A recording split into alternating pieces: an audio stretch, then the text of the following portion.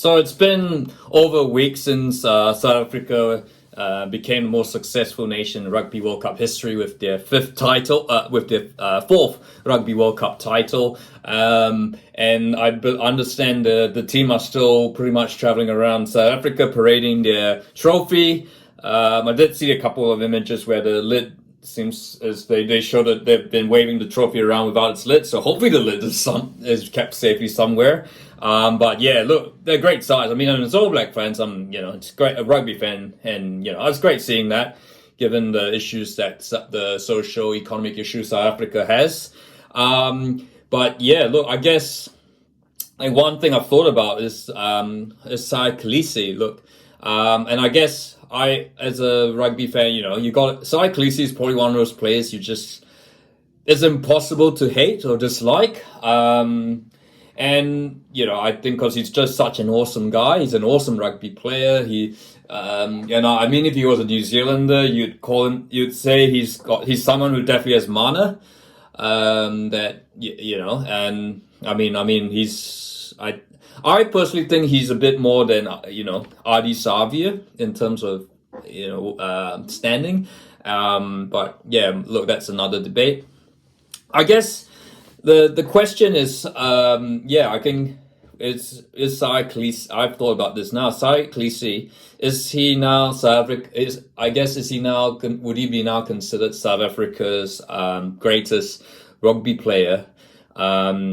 Is he South Africa's greatest rugby? Is he the greatest Springboks captain? And I guess, where I'm coming from, obviously, New Zealand, the All Blacks, we've got, I guess if you have someone of that similar standing where he's won, we've got Richie McCaw, who, he's achieved a similar record to Kolisi in terms of Rugby World Cup wins. He's won Saya and Richie McCaw, of course, won the Rugby World Cup back to back, and yeah, look, I mean, it's impossible to compare eras, and of course, Kolisi is sort of like a different generation to McCaw. He's the next generation to McCaw. I guess if you're thinking Kolisi's contemporaries, you're thinking Adi Savia, Sam Cane. Whereas Richie of course born was a different was the generation before, and so I guess, but having said that, I guess with their achievements and all that, it's I argue that Kolisi does have a case, certainly in the scheme of South Africa, and I think perhaps even in the standing world rugby for years to come is going to be quite strong. But look, I guess we kind of have to look at the facts one by one. Look, so a bit of background about Santhanda Kolisi. He grew up in a township just outside Port Elizabeth, or P if you're South African.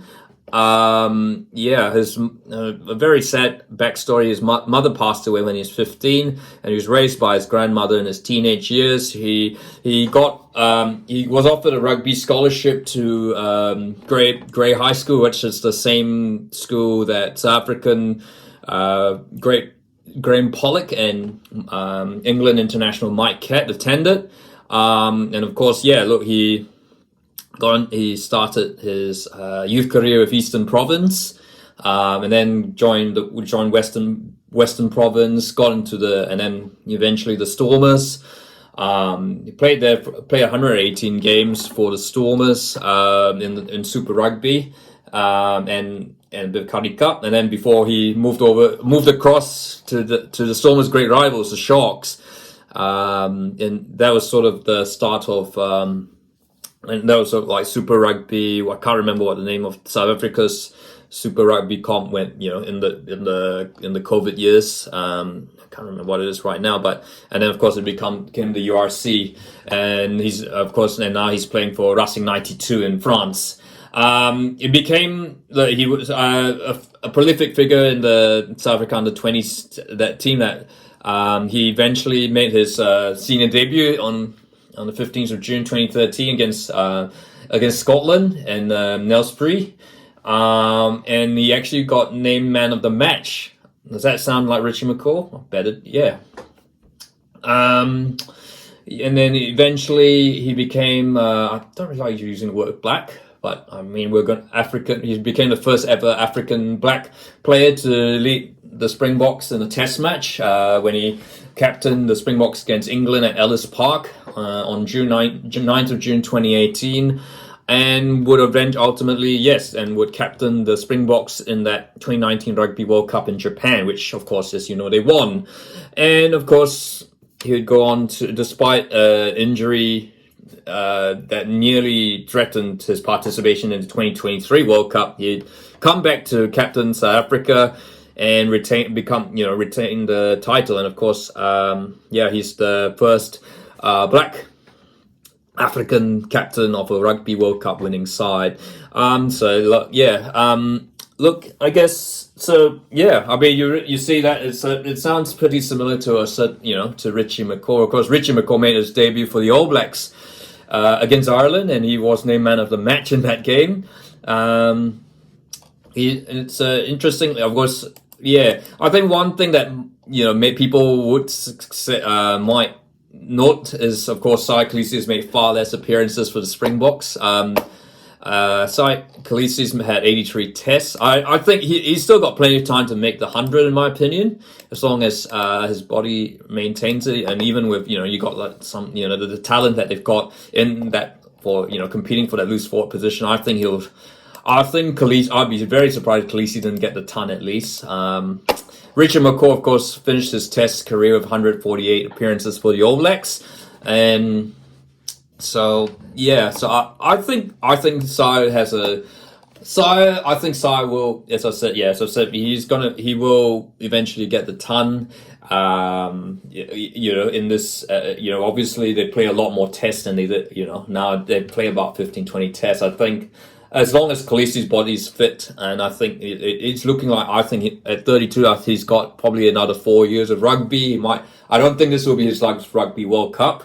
I think, he could very well be South Africa's most capped player. I think that's Victor Matfield, who's played 125 tests. I believe, who's the most capped South African player?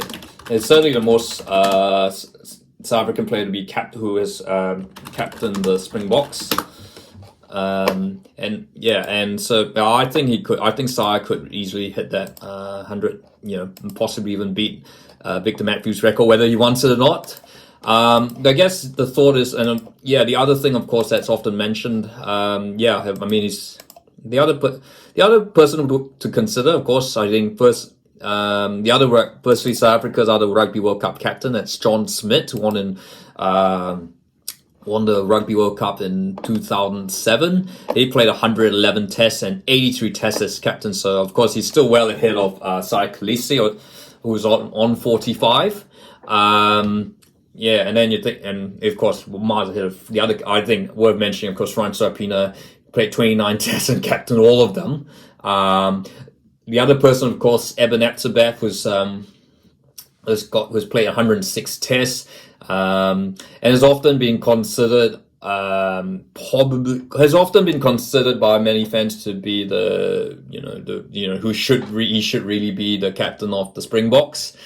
It's a bit of a mirror scenario what we have with Sam Whitelock in New Zealand. I think this is Sam Whitelock. I think many who have when Kieran Reid retired, I think a lot of people thought Sam Whitelock should have been captain rather than Sam Cane.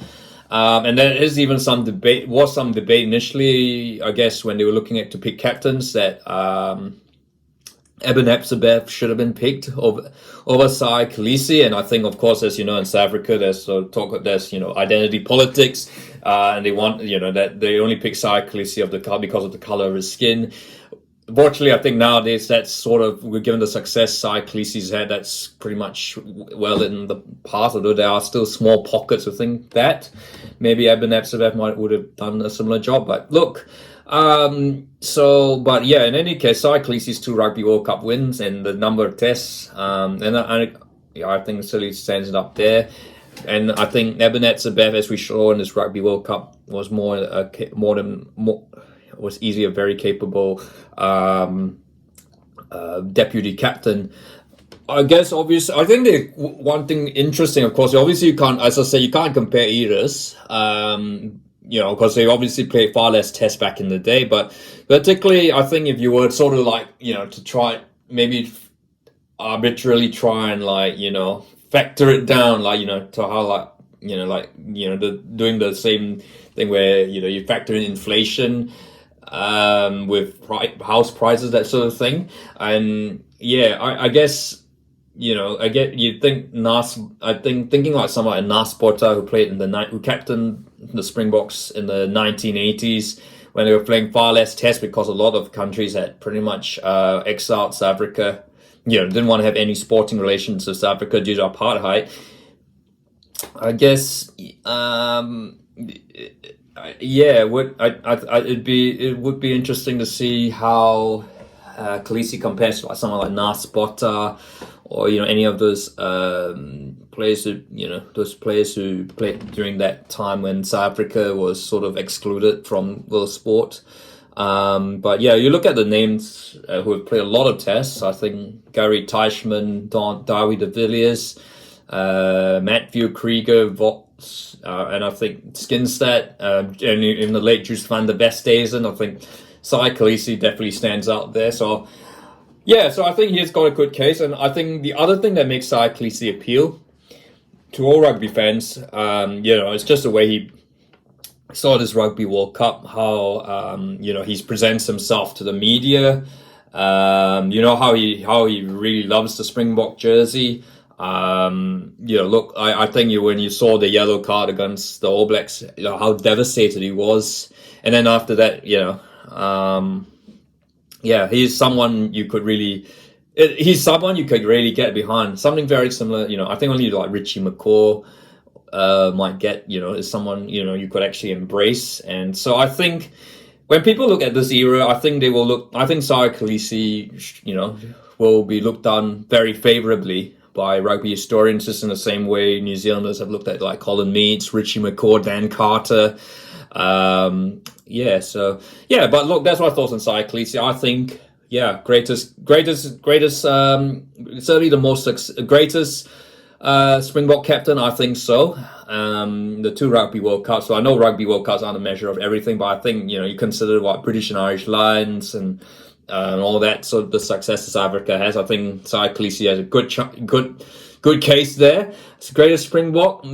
Look, I think again, rugby is a multi-position position, but I'd say Sai Kolisi does have a case there as well, and I think definitely one of the best players ever that world rugby's ever seen. So that's my Sai Kolisi praise track there. Do you agree with me? If you like this video, feel free to like and don't forget to subscribe.